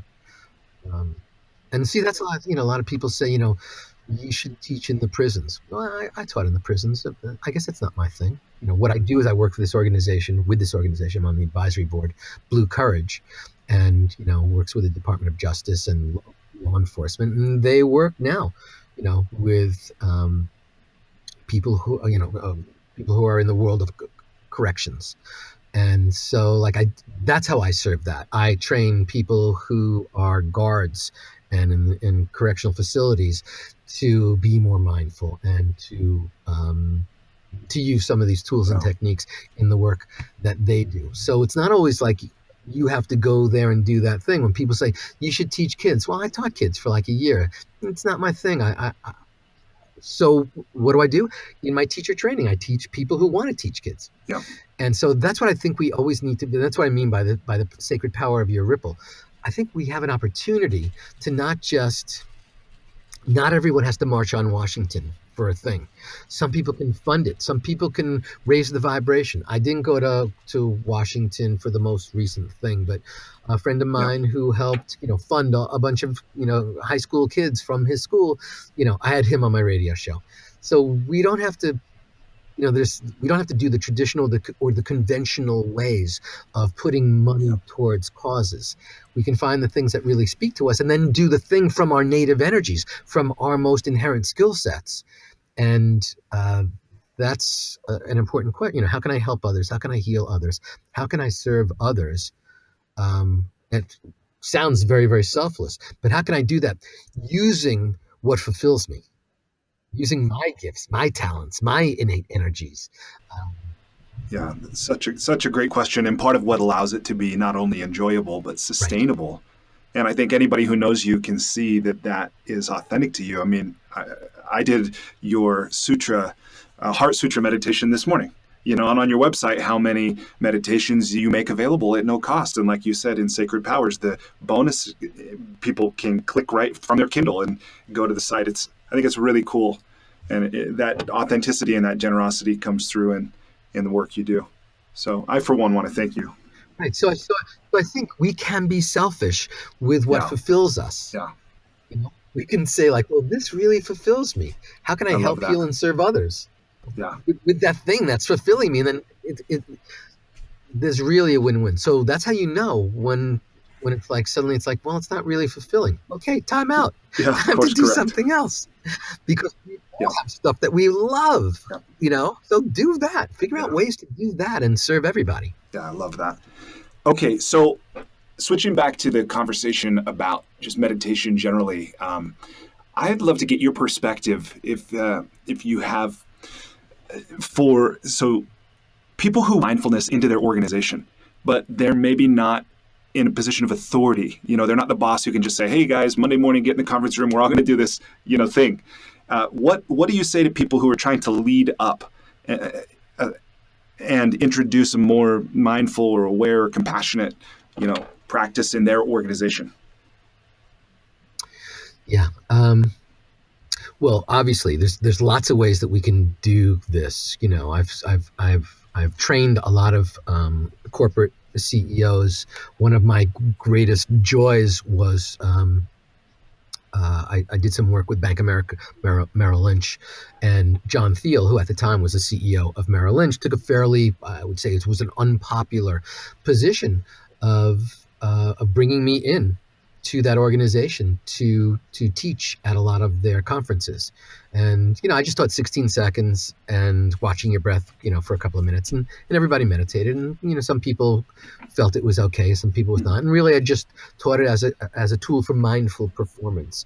And so, of course, once the CEO says it's okay, there's still going to be detractors in that, many detractors, but it's becoming a little more mainstream, a little more acceptable. Leading up is a very, very important thing. And I think all you need is one friend or one colleague or one coworker who's willing to suddenly do it with you. And that is like, hey, how about at 10 o'clock we meditate from 10 to 10:10? And we do it in some conference room so that we're not on display, but over time people become aware, there's this thing. Or how about if you're just starting a meeting, everybody starts with a minute of just watching your breath, slowing down. We know the value of starting a meeting if you're coming from that place, as I talked before, yoga stakuru karmani. If we establish ourselves in the present moment and then perform action, we'll sink the free throw, we'll score the penalty kick, we'll also have a less amped up conversation if we're having challenging or difficult conversations or brainstorming sessions. We'll have a more creative scenario. So if you're in a position to lead a meeting, you can say, and at the first time it's going to be really kooky, but I've got students and certified teachers who I say, do this at your Thanksgiving dinner, at your Christmas dinner, at your holiday dinner, whatever that is. Start with everyone just close their eyes and just for 1 minute, just drift your attention to people or things that you're grateful for. It doesn't have to be so cooped out and weird. And so even starting with 16 seconds of just watching your breath, starting with a minute, 5 minutes, 10 minutes. But if you can get some colleague in the workplace, the second it sort of gets out, like, Brian and kooky Fran are meditating in that thing, someone's going to go, really? They do that? Yeah. I'll join that. And then suddenly, it's secular. You're not trying to convince anyone. It's everybody says, let's just go inside and watch our breath for 10 minutes. Let's just watch it flow in. Let's watch it flow out. And so once you can start to do that, or use one of the hundreds of techniques that I have in Sacred Powers or Secrets of Meditation, or listen to one of the guided meditations, like you mentioned. That's awesome. I've got over 200 free guided meditations. I'm also on Insight Timer. That's free. It's a lot of different Spotify. There's a lot of different places where you can do that. But I think you need a friend, because if you're just the cooped out person, and even if you say to your friend, listen, just sit here with me for 5 minutes or for 10 minutes, just do it with me for 2 weeks. If you're really a friend, you'll sit and stare at me for 10 minutes with my eyes closed while I'm in. And that's it. It will catch on because, people are going to go, so what are you getting out of it? We're a little calmer. We're a little more creative. We're a little more relaxed. We're less stressed out. We're not bringing the crap that we had, an argument that we had. We're not bringing some emotional turbulence into this next meeting. That's awesome. I want all my colleagues to meditate for that reason, right?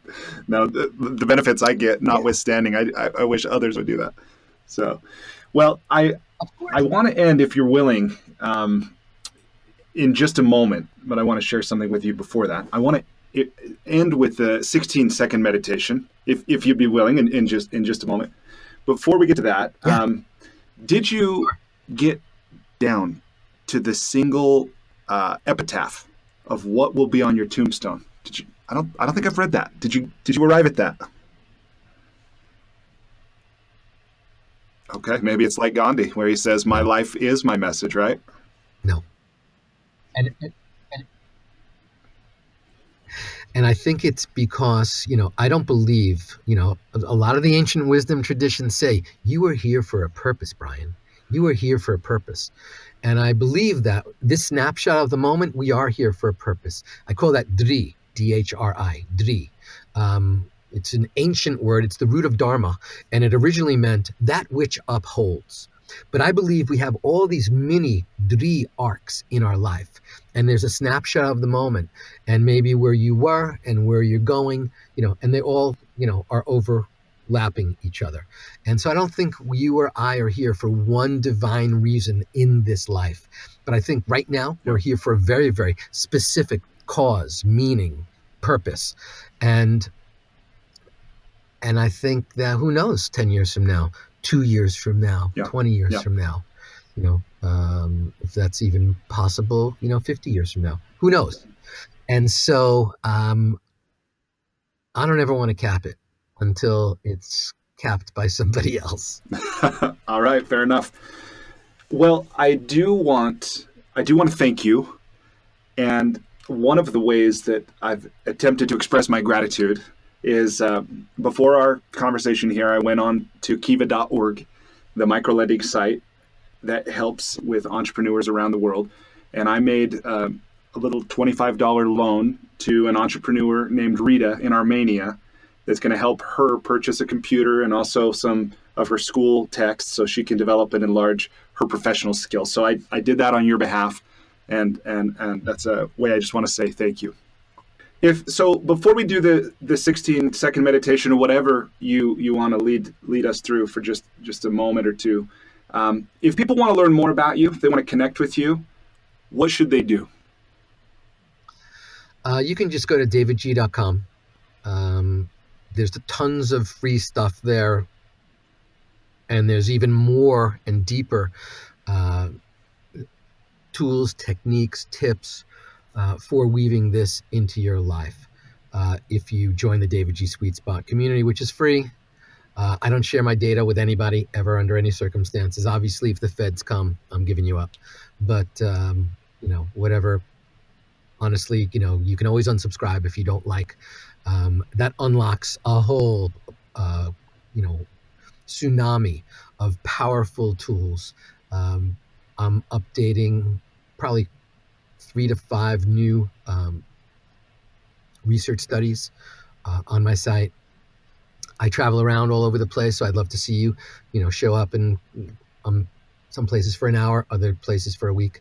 And people can find me there, and obviously anywhere where books are sold, anywhere where music is streamed or sold.